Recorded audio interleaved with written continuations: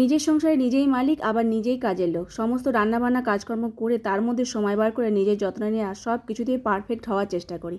রাধে রাধে বন্ধুরা, কেমন আছো সবাই? আশা করি সবাই ভালো আছো, সুস্থ আছো। এই যে সকালবেলা থেকে আজকে ব্লগটা শুরু করছি। একটু কফি করে নিচ্ছি। আজকে কফি চিনি দিয়ে করছি না, চিনি খাওয়া বেশি ভালো নয়, তাই জন্য একটুখানি আখের গুড় নিয়েছি। এগুলো চিনির মতোই ইউজ করা যায়, খুব ভালো লাগে, চিনির মতোই, কিন্তু চিনি নয়, আখের গুড়। তো একটু কফি করে নিলাম, অল্প করে করে নিয়েছি। আমি আর প্রভুজি খাবো, তারপর প্রভুজি বাজারে যাবে। আর দেখি বাজার থেকে কী নিয়ে আসে। এই যে আনাজ নিয়ে এসছে, তো বেশি কিছু নিয়ে আসেনি, আনাজ আছে অবশ্য, শীতে এখন আনাজ অনেক কিছুই পাওয়া যাচ্ছে। তা পালং শাক নিয়ে এসছে, আর মূলো, শিম এগুলো সব ঘরেই আছে, তাই জন্য সেগুলো নিয়ে আসেনি। বেগুন নিয়ে এসছে, কাঁচা লঙ্কা, ফুলকপি আর কিছু দুধ নিয়ে এসছে। দুধ একটু বেশি করে এনে রেখে দেয়, তার মধ্যে যখন লাগে তখন আমি ফ্রিজ থেকে বার করে নিই, খুব সুবিধা হয়। নাহলে রোজ রোজ দুধ আনার জন্য খুব অসুবিধা হয়। তো আনাজ বানিয়ে নিয়ে এসেছি, সব রকম সবজি দিয়ে দিলাম। এর মধ্যে অনেক সবজি আছে বললাম, অল্প অল্প করে দিয়েছি। আর এদিকে পালং শাকটা বানাবো, এটা ভাজতে দিয়ে তারপরে ভাজা হয়ে যাওয়ার পর আবার পালং শাকটা ধুয়ে তুলে দিচ্ছি। এর মধ্যে শাক এনে রান্না করাটা খুবই ঝামেলা, তবুও করতে হয়, কারণ টাটকা শাক রান্না করার জন্য আর আগের দিন যদি এনে রাখে সে শাক শুকিয়ে যায়, ততটা ভালো হয় না, এবার নষ্টও হয়ে যায়। পালং শাকটা তো বেশিরভাগই মানে যখনই রান্না করবো তখনই কিনে নিয়ে আসতে হয়, এরকমই, পালং শাক রাখা যায় না। যাই হোক, রান্নাবান্না হয়ে গেছে, এখন একটু গুড় এর মধ্যেই দিয়ে দিচ্ছি, আর একটু মিষ্টি মিষ্টি ভালো লাগবে। সব মাখো মাখো হয়ে গেছে, বেগুন দিয়েছিলাম একটা বড় দেখে, তো ল্যাপটা স্যাপটা মতো হয়ে গেছে, এখন নামিয়ে নেবো।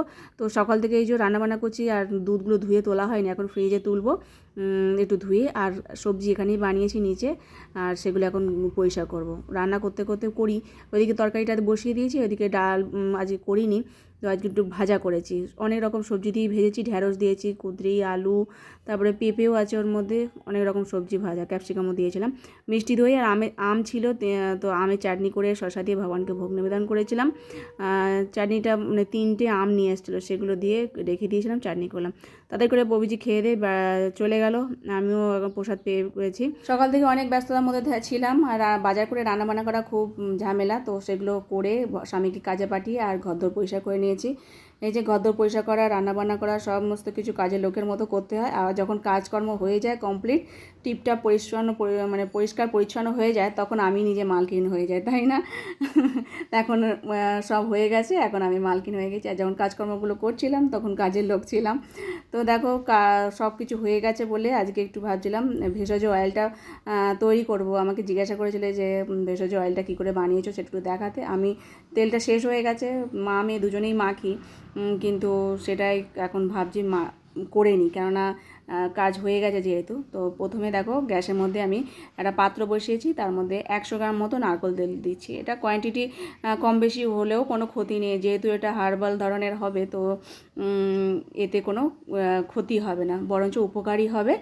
তেলটা একটু গরম হতে 1 মুঠো মতো কারি পাতা দিয়ে দিলাম, যাদের মাথা মানে শীতকালে ফুসকুড়ি ধরনের কিছু হয়, চুলকানি হয়, তো নিম পাতাও দিতে পারো, আমি আর নিম পাতা দিলাম না।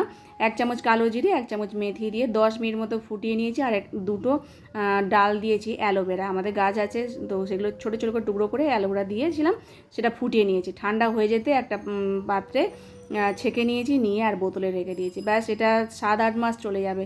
এর মধ্যে এখন আমি এক্সট্রা এই যে অলিভ অয়েল মেশাচ্ছি, এর বদলে তোমরা ভিটামিন ই ক্যাপসুলও বিক্রি হয়, সেটাও মেশাতে পারো, বা অলিভ অয়েলও মেশাতে পারো। যাই হোক, আর এখন আমি চুলের গোড়ায় গোড়ায় দিয়ে দিয়েছি। যারা শ্যাম্পু করবে তারা 2 ঘন্টা আগে মাখবে বা রাত্রিরে মেখে নেবে, খুব উপকার হয়, ছোটো ছোটো চুলও গজায়, খুব ভালো। যাদের খুব অতিরিক্ত চুল পড়ে তারা এটা মাখলে চুল পড়া বন্ধ হয়ে যাবে এবং ছোটো ছোটো চুল গজাবে। এটা হলো সন্ধেবেলা, আমি একটুখানি মালপোয়া করবো বলে সমস্ত উপকরণগুলো দিয়ে আর দুধ দিয়ে মাখে নিলাম, একটু মৌরি দিলাম, একটু কিশমিশও দিয়ে দিলাম, একটু গুঁড়ো দেবের মধ্যে, আখের গুঁড়ো। ব্যাটাটা বানিয়ে রেখে দিয়েছি। এখানে সয়াবিন আর মটর ভিজিয়ে রেখেছিলাম, সেটা একটু ঘুগনি মতো করে নিলাম, আর আটা মেখে রুটিও করে নিয়েছি। একদিকে রুটি হচ্ছে, তরকারিটা আগে করে নিয়েছি, আর একদিকে মালপোয়া ভাজছি। তো রাত্রিবেলা এই প্রসাদ। আসলে শীতকাল আসলেই একটুখানি পিঠে জাতীয় খাবারগুলো খেতে ইচ্ছা করে, একটু ঠান্ডা ঠান্ডা বেশ পড়েছে, মালপাও খেতেও ইচ্ছা করে, যেটা হাতের কাছে খুব সহজে হয়ে যায়, তো সেটাই এখন করছি। আর এই তেলটা 1 বোতল তেল আমি 6 মাস ধরে ব্যবহার করব, আমি আর অন্য নারকেল তেল ব্যবহার করি না, এটাই বেশ ভালো। ওর সাথে যদি একটু সর্ষের তেল মেশানো যায় আরও ভালো হয়, শীতকাল আসলে তেলটা তাহলে জমবে না। মানে যখন নারকেল তেল হাফ দিলাম, সর্ষের তেল দিয়ে ফুটিয়ে নিলে খুব ভালো। আমি আগেরবারে সর্ষের তেল দিয়ে করেছিলাম, এবারে আর সর্ষের তেল দিইনি, শুধু নারকেল তেল দিলাম আর একটু অলিভ অয়েল মিশিয়ে দিয়েছি। তো সব কটা মালপোয়া ভেজে তারপর এখন ভগবানকে ভোগ নিবেদন করছি। এই বাটিতে দিয়ে দিলাম, ওই সয়াবিনস মটরের ঘুগনিটা, রুটি দিয়ে দিয়েছি, শশাও একটু বানিয়ে নিয়েছি। সব কিছু মিলিয়ে এখন ভগবানকে ভোগ নিবেদন করবো। রাতের প্রসাদ এই মালপোয়া একটু বেশি করে করেছি, কালকের জন্য ভালো লাগবে। তো এই দেখো ভগবানের ভোগ নিবেদন হয়ে গেছে, এখন প্রসাদ পাবো। রাধে রাধে।